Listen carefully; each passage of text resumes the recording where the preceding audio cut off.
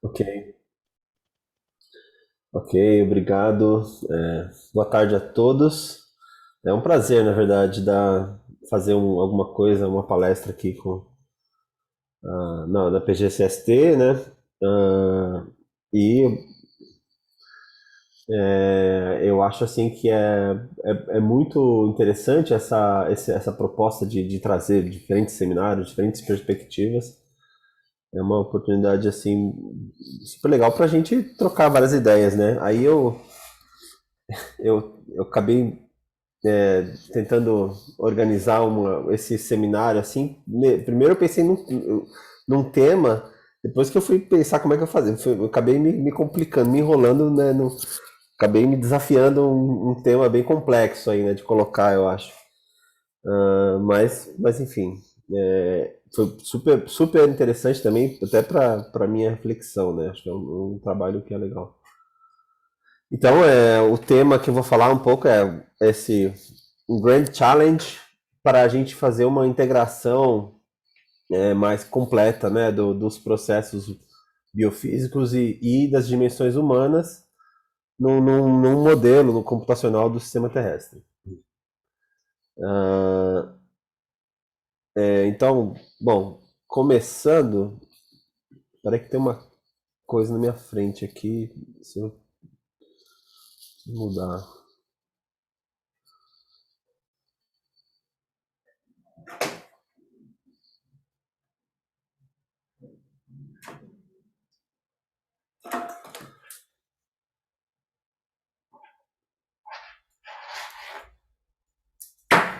Ah, ok. Então, bom, nossa, essa figura aí ilustra um pouco da complexidade, obviamente, do sistema terrestre, né? A ciência do sistema terrestre, que a gente está ainda entendendo como é que funciona, aprendendo sobre ela, é uma ciência que evolui, né? Ah, e sempre do reconhecimento de que a biosfera terrestre, né, a vida, a sociedade, exerce uma influência importante no ambiente químico e físico do planeta e, e sofre influências também. E é um sistema interrelacionado, complexo interrelacionado. A, a ciência do sistema terrestre, a gente pode dizer que começou lá no contexto da Guerra Fria, que na verdade que é um fortalecimento das ciências ambientais, de sistemas complexos, e a estrutura dessa ciência desde então aí se tornou uma ferramenta importante para compreender como o planeta, que inclui assim a atmosfera, os oceanos, a superfície terrestre e a sociedade humana, como esse planeta opera como um sistema único, né, complexo, impulsionado pelas diversas interações de energia, de matéria e organismos, né, nesses subsistemas, vamos dizer assim. Né? Em particular, é obviamente uma ciência interdisciplinar que conecta diferentes disciplinas tradicionais, que normalmente, originalmente, examinavam as componentes isoladamente, e agora a gente está evoluindo para construir uma compreensão unificada do sistema. Aí na própria estrutura do INPE, né, a gente está nessa coordenação geral de ciências da Terra agora, que agrega, né, em diferentes divisões, diferentes aspectos das ciências ambientais, mas a nossa divisão em particular, que originou do Centro de Ciências do Sistema Terrestre, já tem essa visão sempre integrada já de avançar nas pesquisas desse sistema complexo e interrelacionado. A gente tem no INPE, nessa divisão e com contribuições de outras divisões, um enorme patrimônio científico e tecnológico de ciências ambientais. Então, particularmente nessa área de ciências do sistema terrestre, desde 2008 a gente tem o Centro de Ciências do Sistema Terrestre e o programa de pós-graduação, que agrega esses elementos interdisciplinares, né? Já desde do core dele. E é o que é indispensável para a gente efetivamente executar essa ciência interrelacionada aí, né? E eu acho que é um novo paradigma científico no arcabouço institucional do INPE. E acho que na ciência brasileira em geral. Então, isso é só um preâmbulo, um comecinho só para a gente falar um pouco sobre o programa, mas vou falar um pouco sobre a modelagem também, né? Essas figuras que eu estou mostrando aqui, geralmente são figuras que a gente mostra para representar os modelos e tal. E aí, essa aqui é para mostrar um pouco a diferença entre o que eram os modelos climáticos, que o âmbito científico, os modelos climáticos eram inicialmente representavam já as trocas, né, entre a biosfera e a atmosfera, trocas de energia, o clima de maneira meio muito física, né? As interações físicas entre diferentes componentes do clima estavam representados aí. E aí e isso ainda está evoluindo e agora o que a gente chama de modelos do sistema terrestre são modelos que incorporam muito mais processos nesse sistema integrado. Então, por exemplo, é, os ciclos biogeoquímicos terrestres são novos processos que estão entrando nesses modelos. O ciclo do carbono, deixa eu ver se eu consigo o apontador aqui. Isso aqui, né? Então, a gente tem, né, diferentes processos do ciclo de carbono, a produção primária bruta da vegetação, os modelos estão representando isso agora, que é a assimilação, a perda de carbono também, né, por respiração autotrófica, respiração heterotrófica, os incêndios florestais, e muitos modelos também aí vão incluir aspectos do ciclo de nitrogênio, metano, ah, nitrogênio, aerossóis, compostos orgânicos voláteis e tudo mais, né? Então, as questões das emissões químicas e de incêndios e esses processos químicos também, a complexidade vai sempre aumentando. Então, isso já são modelos do sistema terrestre. Ah, e aí aqui é um pouco da evolução dessa ciência, assim, né? Diferentes marcos importantes lá dos anos 80 até agora.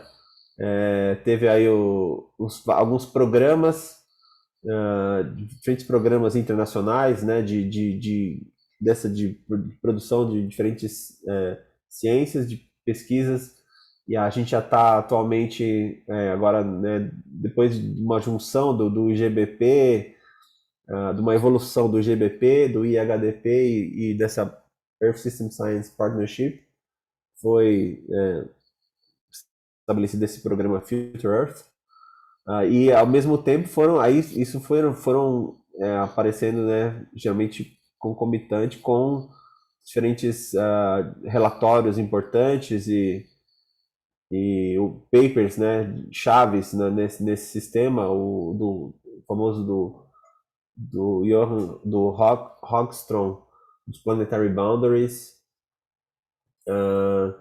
alguns eventos também aqui quando surgiu principalmente na literatura esse termo Earth System Science e o conceito do antropoceno foi também apareceu lá para os anos 2000. E aqui legal, esse paper destacou também o experimento do programa LBA, o programa LBA como um todo, que é um experimento na Amazônia, que muita gente do atual que trabalha agora do CST também meio que se formou nesse programa aí também. Eu fiz meu doutorado também dentro desse programa, e vários colegas nossos aí, né? Acho que o Manuel também é um dos oriundos grandes do LBA, o Jean o Meto também, obviamente, trabalhou bastante, Laura, acho que uma grande parte dos pesquisadores agora do CST tiveram muita atuação nesse projeto, assim, nesse programa. Então aqui estamos nós, né? Nós estamos agora no, no centro, né, numa divisão da coordenação geral, mas que tem essa estrutura aí de ao longo do tempo a gente foi evoluindo, né? E criou e evoluiu para esses três grandes eixos de diagnósticos e análises de cenários, né? Um eixo de integrar sistemas de observação e a parte de modelagem também, desenvolvimento de modelos, conceituação, né? E projeções de mudanças climáticas.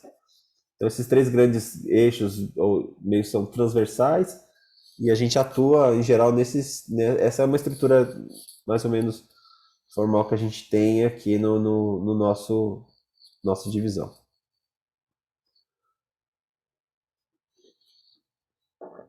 Então, esse diagrama aí ilustra um pouco a ambição que a gente almeja e vem trabalhando para isso no CST, né? Há alguns anos. Agora, obviamente, né, continua nessa na nossa divisão na CGCT.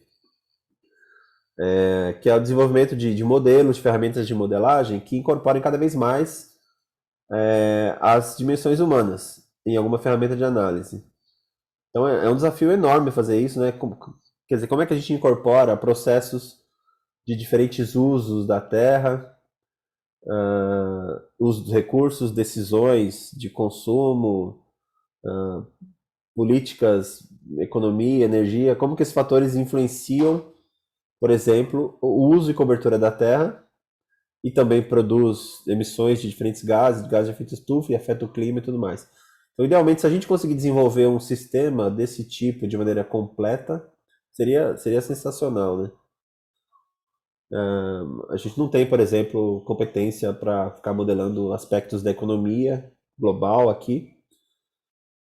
Então, muitas vezes atualmente a gente tem usado informações de entrada de modelos que já vêm de outros modelos globais, de outros centros, mas a gente tenta incorporar essas informações em, por exemplo, um modelo regionalizado de uso da terra,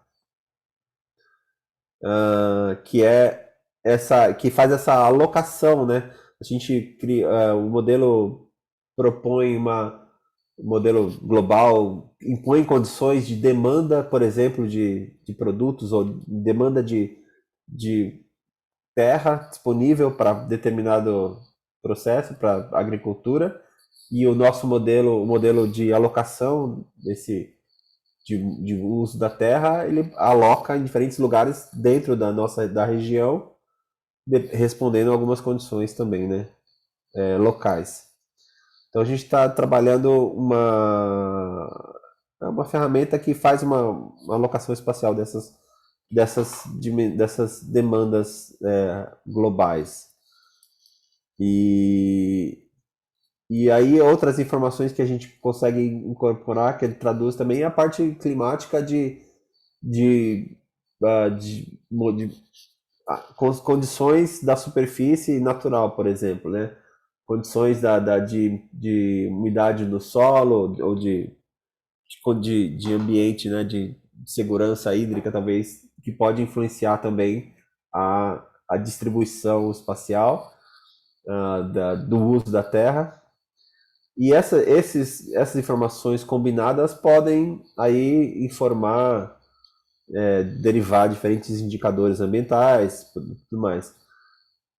Então, essa é a nossa ideia, assim, né? De tentar, pelo menos, estar tentando trabalhar um pouco nessa filosofia, nesse conceito. E eu vou falar rapidamente sobre alguns exemplos que a gente fez tentando fazer de alguns projetos anteriores e um pouco de perspectivas futuras. Então, primeiro sobre esse projeto Amaz Alert, foi um projeto que foi nos anos 2014, 2012 até 2015, sei lá, 16, que a gente trabalhou muito na Amazônia também, né? Que era uma proposta de abordar diferentes incertezas associadas à, à probabilidade de mudanças futuras na Amazônia, e trabalhar um pouco de desenvolver novos cenários de uso da terra. Aí, então, nesse projeto a gente teve bastante. Teve uns eventos de workshops que a gente consulta diferentes stakeholders pra, para propor novos cenários para o uso da terra, para propor não, para projetar diferentes cenários, diferentes possíveis cenários de uso da terra na Amazônia e usar também os modelos climáticos daquela forma, integrando um pouco para ver diferentes impactos, possíveis impactos é, em serviços ecossistêmicos na Amazônia. Então, a linha, mais ou menos, né, da informação, a linha da pesquisa era, a gente fazia, primeiro fez uma parte de cenários participativos, que alimentavam aí projeções de mudança de uso da terra, e essas projeções também alimentavam modelos da hidrologia e da biosfera, e isso poderia. Então a gente inferia diferentes impactos no ciclo hidrológico, no estado da vegetação e tudo mais. Então era um projeto muito legal, muito interessante da gente trabalhar com stakeholders, né, com consultas a diferentes atores e incorporar isso na modelagem, tentando incorporar isso na modelagem do sistema terrestre que a gente estava desenvolvendo, né? Aqui é só, não vou, mano, tinha diferentes cenários, né, trabalhando, e esses cenários, usando os resultados dessas consultas, dos workshops, a gente transformava essas informações que a gente extraía desses workshops em diferentes storylines, e desenhando as condições gerais, que impondo diferentes condições em alguns drivers importantes para o uso da terra, para a cobertura e uso da terra. Então as condições bom, esses storylines eles refletem algumas condições que a gente coloca em algumas variáveis, por exemplo, a diferente política de preservação, expansão ou não de estradas, criação ou extinção de áreas de preservação. Então, dependendo do cenário e dos inputs, né, dos atores, a gente ia alimentando essas condições gerais num modelo de uso da terra. Então, você vai para diferentes cenários e é o que também a gente está fazendo isso no projeto Nexus de maneira participativa, mas é um pouco disso. Então essa é uma maneira que a gente tem atuado para tentar realmente incorporar de maneira mais quantitativa, né, um ambiente, uma dimensão humana. Aí tem muita informação sobre esses workshops.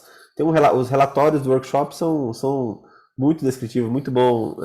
Se a gente pegar, a Ana Paula Guiar fez um trabalho fantástico em reportar esses workshops, e esse artigo dela descreve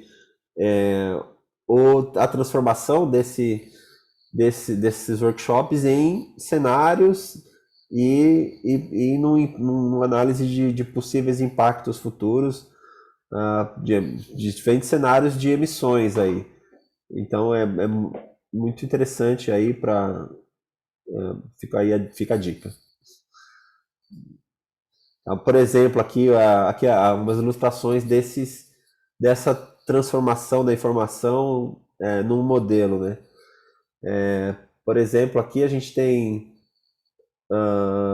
um determinado cenário, um cenário de sustentabilidade que a gente estava trabalhando, e aí nessa condição, a gente tem os mapas espaciais dos drivers, né, das grandes, dos principais drivers do modelo, e aí a gente, com base nas storylines, com base nas, nos parâmetros ou na transformação da informação nesses drivers, a gente força o modelo para o futuro. Então, por exemplo, aqui era um cenário de sustentabilidade, e aí pelas conversas a gente propôs que na verdade, que não iria ter mais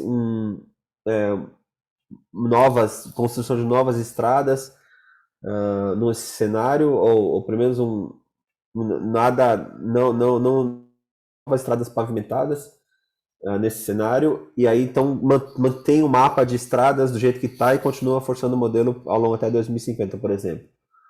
Outra forçante aqui é a conectividade, por exemplo, a mercado em São Paulo ou no Nordeste. Então é uma variável que descreve, né,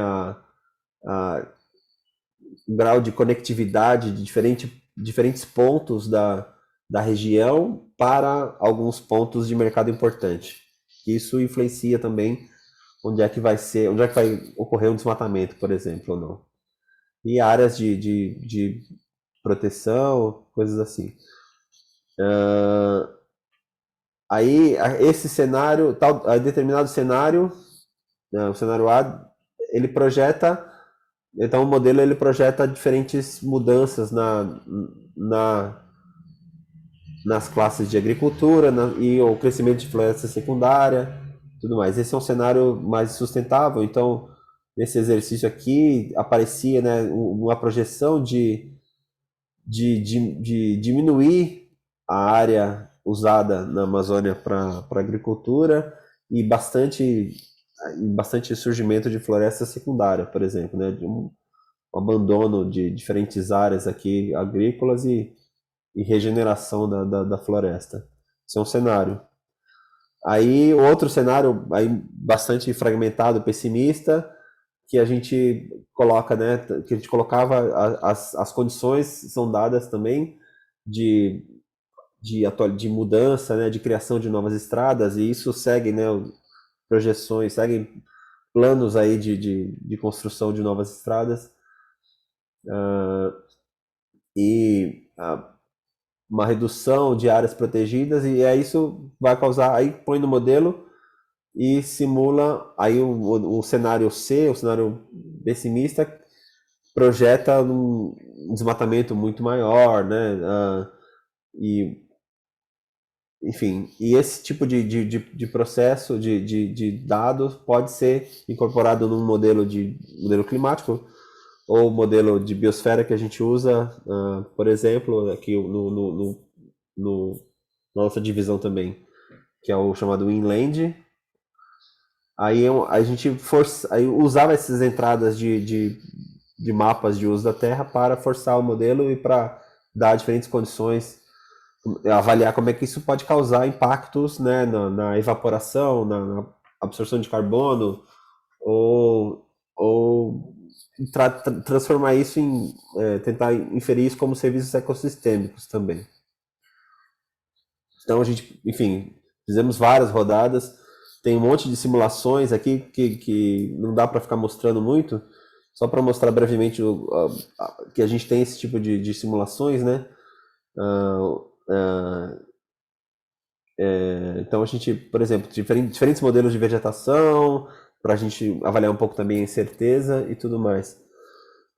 Mas alguns exemplos também de produtos que saiu desse negócio era uma publicação, algumas publicações e mostrar isso para mostrar até o potencial que a gente tem dessas ferramentas, né? A gente consegue avaliar diferentes cenários de mudança de uso de mudança no clima e fazer os diferentes cenários de mudança de uso da terra. Nesse exemplo aí era um estudo de impacto na evapotranspiração, que por sua vez afeta o balanço hídrico e a vazão nas bacias. Aí indo um pouco além de analisar somente a vazão, a evapotranspiração e a vazão nos rios, Esse outro paper a gente avaliou também o impacto na provisão de energia elétrica, né? Na hidrelétrica nessa bacia, na bacia do Tocantins. Então tinha vários papers do grupo de hidrologia, que trabalhava no CPTEC na época e no CST, na verdade, né, na época, que foram produzindo diferentes, olhando para diferentes subbacias da região e analisando impactos de desmatamento e mudanças climáticas. Muitas vezes, por exemplo, a gente observa que o efeito de mudanças climáticas, se for uma ocorrência de secas mais frequentes, causa uma tendência de redução na vazão, que obviamente compromete bastante a vida útil de uma usina hidrelétrica, né? Mas por outro lado, a mudança na cobertura da bacia, desmatamento, pode causar também um aumento da vazão, que, é, ah, que aí vai influenciar na produção elétrica. E o outro lado ainda é uma regeneração, de novo, pode reduzir de novo a vazão. Então, quer dizer, combinar esses diferentes fatores, a gente só consegue realmente, esses modelos são muito úteis para investigar essas diferentes combinação de diferentes fatores aí.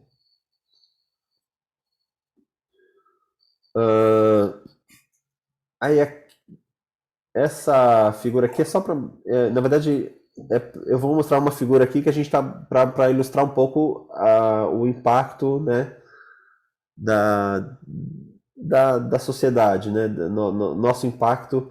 Essa figura aqui é um mapa da fração de vegetação natural, tá? No modelo que a gente trabalha principalmente no mapa de vegetação natural. Então, se a gente vê diferentes classes, diferentes cores aí representam diferentes tipos de vegetação.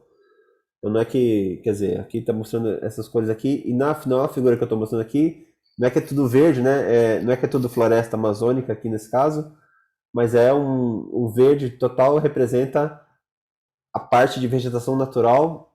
E essa figura aqui é um vídeo que eu vou disparar agora e a gente vai ver a evolução ao longo do tempo da fração, da parte do crescimento de áreas antropogênicas, que a gente está usando isso para inferir agora diferentes impactos de mudança de uso da terra no clima.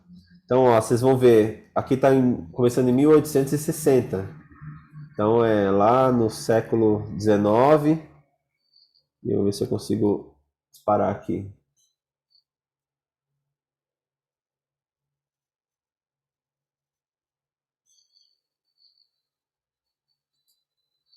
Então vocês vão vendo o tempo rodando e olha, vocês vão vendo como que a coisa vai ficando mais vermelha, quer dizer, vai sumindo a vegetação natural e entra uma área antropogênica, né? Uma coisa meio assustadora ver ao longo do tempo passando e vai ficando tudo acabando com a parte natural. Quer dizer, são grandes crescimento de grandes áreas de plantações aí, agrícolas e algumas cidades grandes também. Mas enfim, esse é o mapa atual. No nosso contexto atual, a gente não tem áreas naturais. Quer dizer, grande parte a gente vai simular, a gente quer simular o sistema terrestre, a gente não tem como fugir de representar de maneira mais correta o ambiente com a sociedade humana, né? Nós estamos em todo lugar, nós estamos de maneira muito clara influenciando, atuando no sistema terrestre. Então esses exemplos aqui são, quer dizer, com esses mapas a gente está simulando, por exemplo, uma mudança da evapotranspiração em um cenário. Aqui é uma simulação da diferença da evapotranspiração se a gente não tivesse a influência humana, se não tivesse aquele mapa, se o mapa fosse natural ainda, né? Com o modelo a gente consegue fazer isso, né? A gente consegue representar o planeta inteiro como sendo um ambiente natural ou representar de maneira mais realística a superfície usando, representando as cidades, as fazendas e tudo mais, né? Então aqui é uma simulação mostrando a diferença de evapotranspiração entre aquele mapa mais de mais vermelho menos o que está o mapa totalmente natural. E aí ver que, por exemplo, aqui, por exemplo, mostra as áreas que tem uma redução de 40, até 40% da evapotranspiração quando a gente inclui esse fator, o fator humano, por exemplo. Aí é uma diferença na vazão, ou no runoff, né? Que a gente seria o escoamento superficial em rios ou em todos os pontos de grade aí do modelo. Aqui são dois períodos diferentes dessa diferenças na vazão, tá? E uma diferença, por exemplo, na biomassa, né? Quantidade de biomassa na vegetação, obviamente, florestas, ambientes naturais tem muito mais biomassa quando a gente retira. Aí a biomassa, aí esse valor é muito. O vermelho aqui significa que é uns 40, até 40% menor do que seria no ambiente mais natural.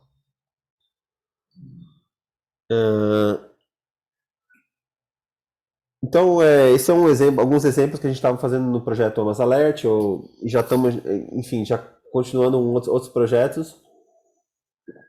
O projeto Nexus é um outro exemplo que a gente já está incorporando de maneira também, talvez mais, essas ideias, incorporar num projeto, num sistema de modelagem de maneira mais complexa, né? Muita gente conhece já, aí tem muita gente atuando nesse projeto Nexus agora.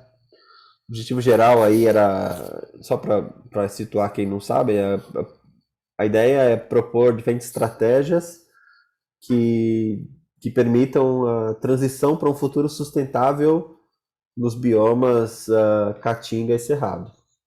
Então tem diferentes escalas, diferentes abordagens.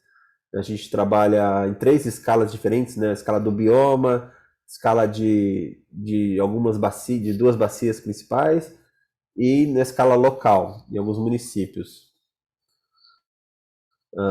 E define cenários na verdade, um monte de indicadores que a gente está juntando, diferentes competências do nosso centro, da nossa divisão, para produzir índices, né, que conciliem as dimensões econômica, social e ambiental, né, os 3 pilares da sustentabilidade, e, e avaliar esses índices, como que esses indicadores podem ser usados para produção agrícola, produção energética e uso de recursos naturais e tudo mais.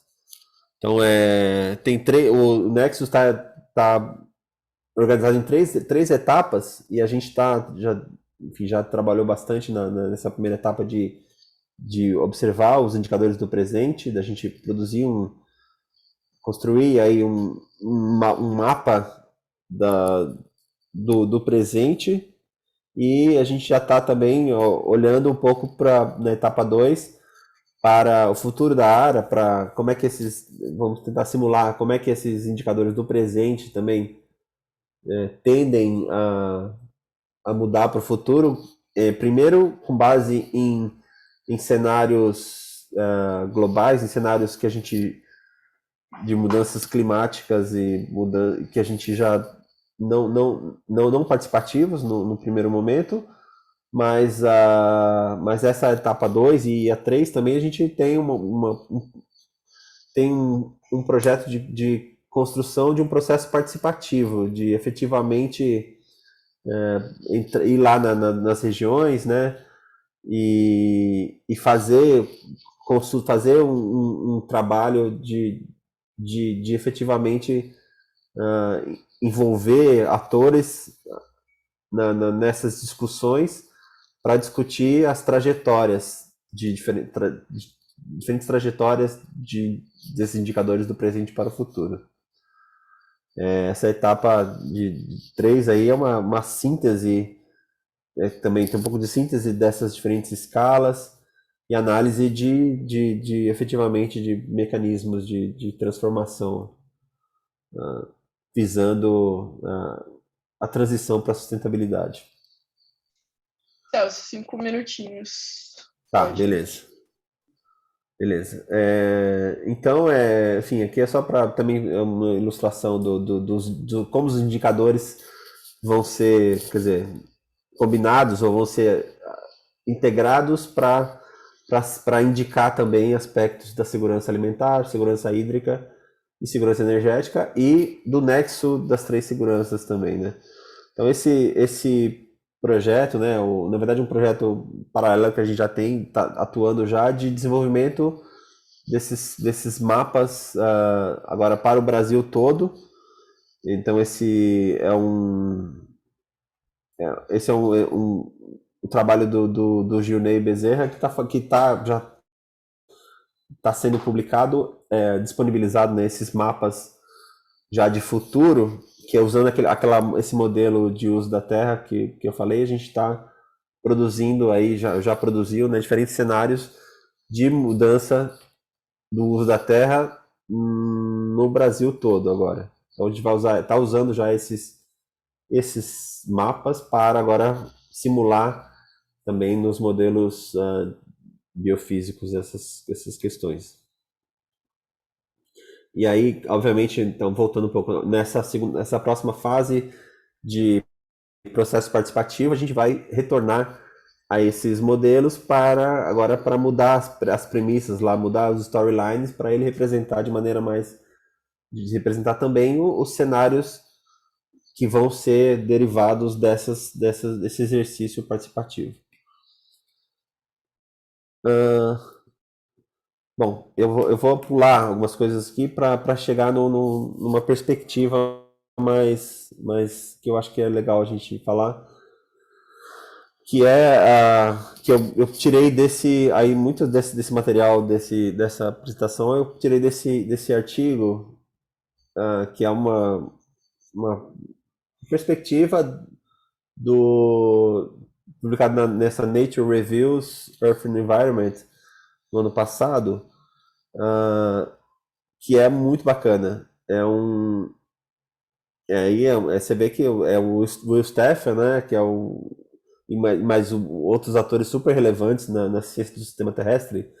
O Johan Rockström está aqui, o Tim Lenton, daquele dos Tipping Points. Então é muito importante aí, acho que vocês dão uma olhada, tá, nesse artigo.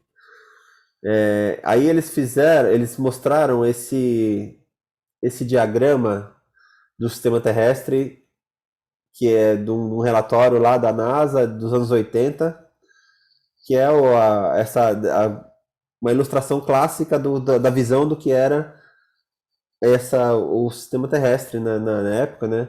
O foco ali era avaliar realmente as interações entre a geosfera, que é o sistema climático, os ciclos biogeoquímicos, e as atividades humanas. Era uma caixinha, né, nesse sistema aqui, que influenciava um pouco, né, pela emissão de CO2, o uso da terra e poluentes, e enfim, isso era a visão na época. E agora muito legal essa ilustração que eles colocaram é que propor um diagrama atualizado, né, desse sistema terrestre, inspirado naquele diagrama lá da NASA, mas agora com os humanos, criando com os humanos como uma antroposfera. A gente tem a geosfera de um lado, biosfera, e a gente tem uma antroposfera atuando de maneira, e elas são interligadas, né? são integradas, interativas. A dinâmica interna, por exemplo, da antroposfera, ela é retratada aqui por um núcleo de produção e consumo, que é impulsionado, né, por sistemas de energia e modulado pela sociedade humana, então influenciado pelas culturas, valores, instituições, conhecimento, né? E as interações entre a antroposfera e o resto do sistema terrestre são bidirecionais, com emissões de gases de efeito estufa, extração de recursos, poluentes, gerando impactos que reverberam por todo o sistema físico, né? E tem feedbacks, né? Feedbacks do sistema climático, feedbacks, por exemplo, na degradação da biosfera. Isso são impactos importantes, né, da geosfera na antroposfera, nos sistemas humanos. Então, isso é uma representação desses feedbacks socioecológicos bem interessantes, assim. Então, é isso, tá? Eu vou terminar aqui e muito obrigado. A gente pode continuar as conversas com perguntas. Nossa, Celso, obrigada. Obrigada mesmo. É muito interessante, assim, ver como que a gente Eu pode... vou até deixar esse slide aqui na tela, mas podemos voltar a outros se quiserem. Legal, a gente tem algumas perguntas aqui. Tá. Eu acho sempre muito desafiador, né, tentar representar esses diferentes componentes, essas caixinhas, né, nos modelos. E a primeira pergunta, que na verdade é o fio condutor do nosso ciclo de seminários, né, que a gente está fazendo para todo palestrante, que seria Uhum. como que esse trabalho está inserido dentro da ciência do sistema terrestre, né? Eu acho que já ficou bem claro durante a palestra, mas se você puder responder isso um pouquinho. Eu acho que esse eu acho que eu tô tentando, na verdade, eu também identificar como é que a gente consegue fazer, é um desafio, né? Como é que a gente consegue fazer esse diagrama ser real, né? Mas será que a gente consegue realmente modelar isso? Eu não sei. Deixa eu. Enfim, tudo é sistema, essa apresentação toda acho que foi pensando no contexto da ciência do sistema terrestre de maneira geral, por exemplo. Mas aí fico pensando, essa ideia de tentar incorporar as diferentes storylines, né, as diferentes dimensões humanas nos modelos, eu acho que é super importante, super relevante para desenvolver essas ferramentas e para analisar analisar as interações e feedbacks desse sistema complexo aí. Eu Legal. nem falei de algumas outras coisas que seria legal também pensar um pouco. Por exemplo, tem questões que a gente ainda não sabe direito como é que isso vai realmente influenciar daqui para frente, né? Uma coisa que eu acho que é legal a gente pensar também é tecnologias, por exemplo, o high speed computing, né? Big data, inteligência artificial, essas ferramentas também podem gerar uma mudança importante na questão de modelagem como um todo, né? Então a gente cada vez mais a gente vai ter a habilidade de representar esses processos. Então a compreensão, acho que a compreensão das interações vai ser crescente assim. A gente vai ao a gente conseguir incorporar cada vez mais processos e essas questões de inteligência artificial, talvez principalmente as questões não lineares são importantes, né, nesses aspectos aí. Com certeza. Bom, tem uma pergunta aqui da Alda. Professor Celso, gostaria das referências sobre o trabalho de modelagem da fração de cobertura natural desde 1860. Muito interessante. A gente Na não tem essa verdade, é mais um referência ainda. comentário. Esse é um trabalho em andamento, né? A gente tem diferentes produtos que fazem que fazem o histórico de uso da Terra, né? História de mapas de uso da Terra. Talvez você deve conhecer, tem um Land Use Harmonization. Se você buscar Land Use Harmonization no Google, você vai chegar num produto lá que é usado no IPCC, que produz esses mapas desde o do início lá, desde o ano 1000 até, até projeções de futuro. Mas esse que a gente está fazendo aqui é um exercício que a gente está fazendo localmente aqui no INPE, né? Vou até colocar de novo para a gente ver, que é chocante, né? É, Tá fazendo, rodando. Não sei como é que funciona esse negócio, né? Esses videozinhos. Mas é isso aí, então a gente tá. Deixa eu ver mostrar minha cara também. Então, legal. é isso. Pode falar. Também acho que também pedindo referência, a Érica perguntou, Celso, você poderia falar de novo quem está desenvolvendo o trabalho que mapeia os fatores de pressão para o Brasil, que você falou que vai ser publicado? Gilney Bezerra, Francisco Gilney. Se. ah, Putz, tá disponível no. Os mapas já estão disponíveis, né? E o artigo tá em revisão. A gente. Joia. Ela agradeceu aqui no chat. Seguindo as perguntas, quais são as barreiras ou desafios para a integração da dimensão humana nos modelos? Bom, não sei, é difícil porque tem limitação computacional, né?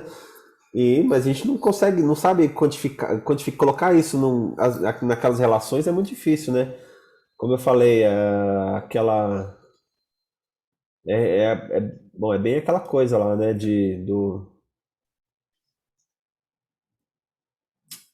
Vamos lá,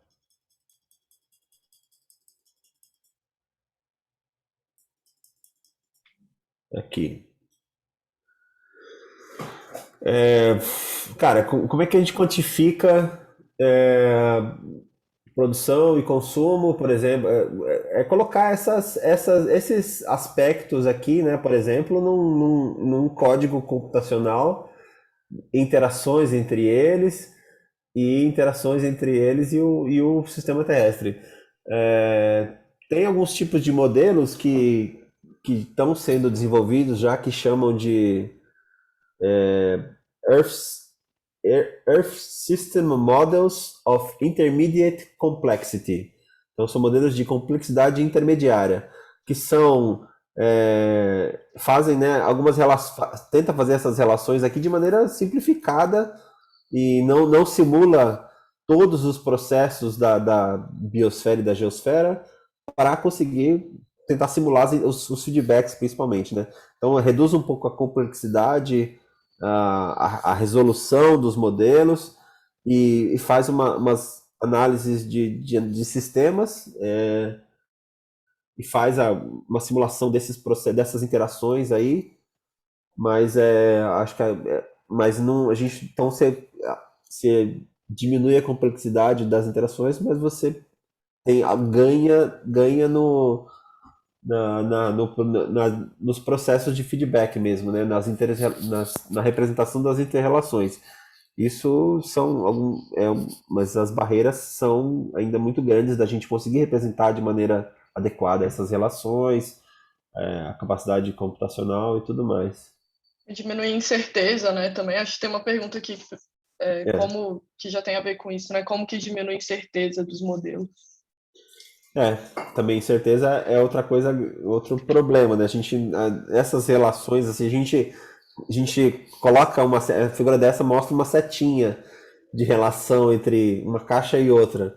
Mas essa setinha implica em você colocar quanto que é essa relação, né?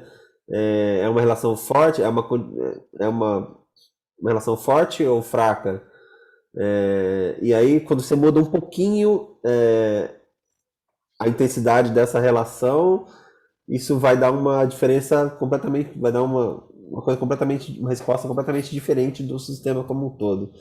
Então realmente difícil reduzir a incerteza, mas a gente tem que, acho que redução de incertezas é através da, da melhoria, da melhor compreensão dessas relações e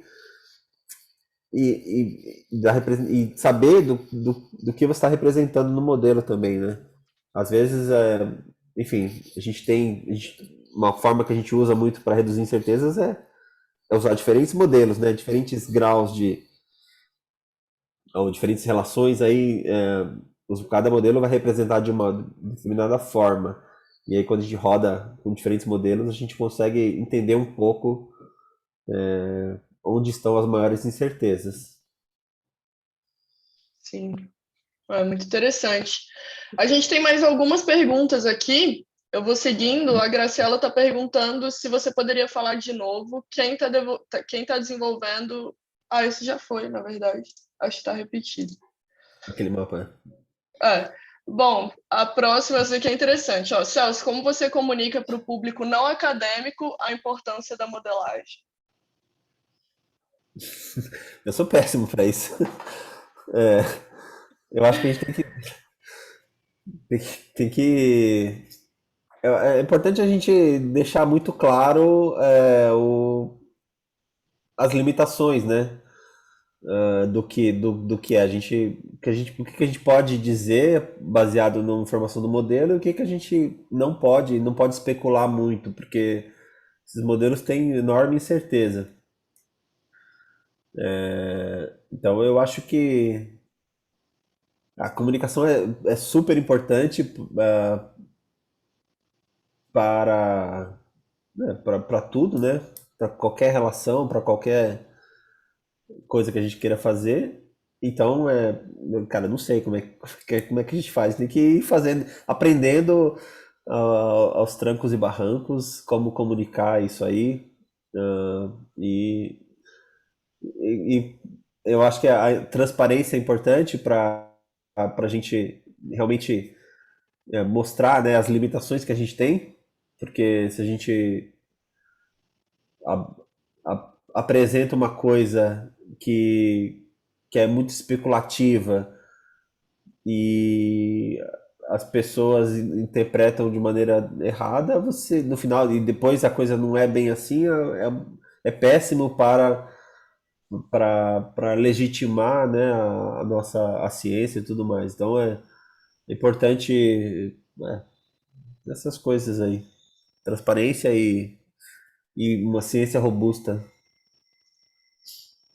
Sim, essa parte de comunicação acho que é essencial para todos os âmbitos assim, da ciência, é muito difícil.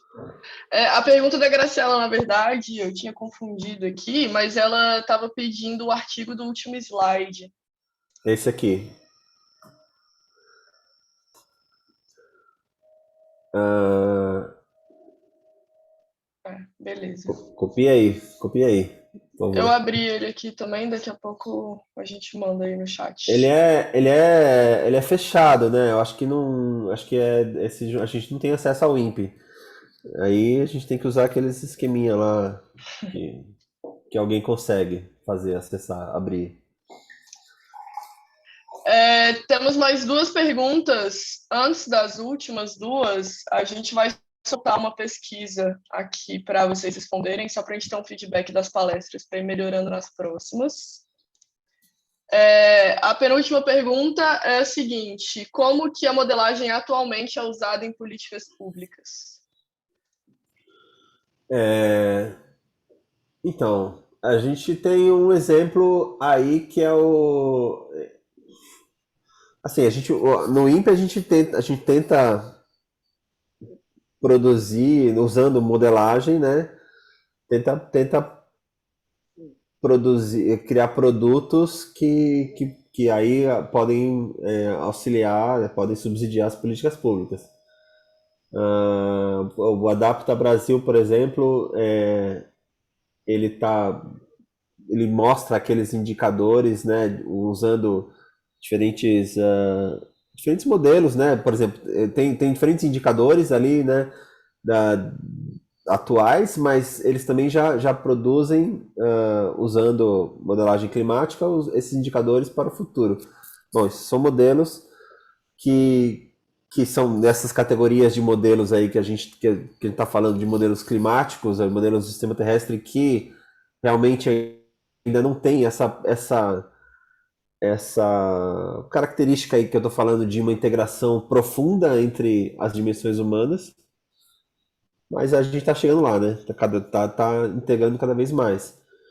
E agora, isso pode ser usado, né, em planejamento e propostas de políticas públicas associadas. O Adapta Brasil é um exemplo interessante de uso, né, de indicador, de simular alguns indicadores de segurança alimentar, segurança hídrica e segurança energética, que usa muito da modelagem para projetar coisas, para mostrar possíveis impactos futuros, que eu acho que tem um potencial enorme de ser usado em políticas públicas. Eu acho que nosso papel é tentar fazer isso, né?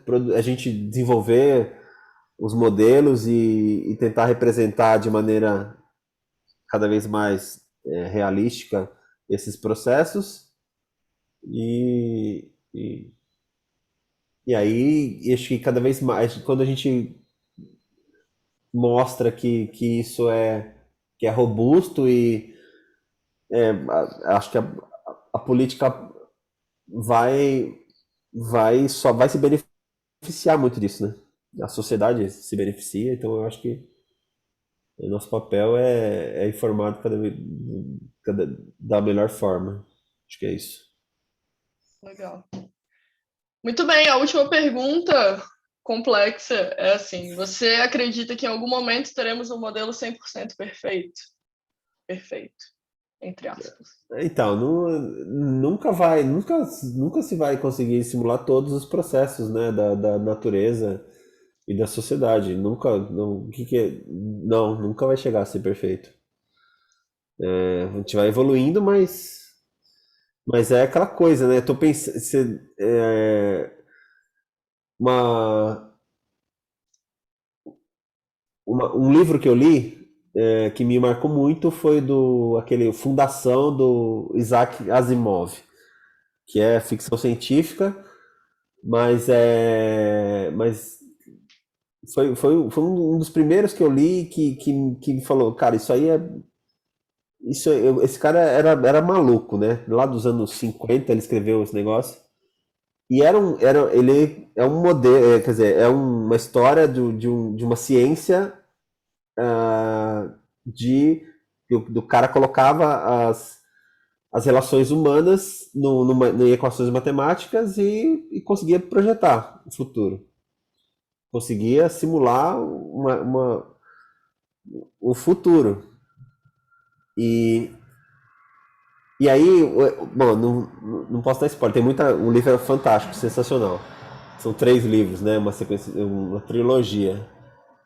Mas uma das coisas é que esse negócio, esse modelo, essa ciência está em constante evolução. Ele conseguia já projetar um negócio para 1000 anos no futuro, mas ao longo do tempo eles ainda estão evoluindo. Então, né, cara, isso aí é muito real. A gente nunca vai ter uma coisa perfeita, não. Enfim, é por isso que a ciência nunca vai resolver todos os problemas, né? No final. Sim, é por isso que são modelos, né? E não, E não dá, e é uma redução da realidade, né? com certeza. Bom, acabaram nossas perguntas. Eu acho que Bacana. era isso. A gente agradece mais uma vez e acho que foi muito rico para todo mundo. Agradeço todo mundo que está aqui também. eu queria só reforçar que vão ter mais palestras ao longo do ano, então todo mundo fica ligado no site. O link acho que foi para o chat, para vocês se inscreverem nas palestras que tiverem interesse de assistir, para a gente conseguir organizar melhor aqui. A próxima vai ser do Miguel Trégio, nosso colega aqui da PG. Vai ser dia 8 de setembro às 10. A gente espera todo mundo. Todas as palestras estão sendo gravadas e estão indo para o canal do YouTube da PGCST. E eu acho que é isso, pessoal. Obrigada, Celso, mais uma vez. De nada. Obrigada a todo mundo. Valeu. Até E a mais. gente se vê. Até Tchau, mais, tchau. gente. Tchau, tchau.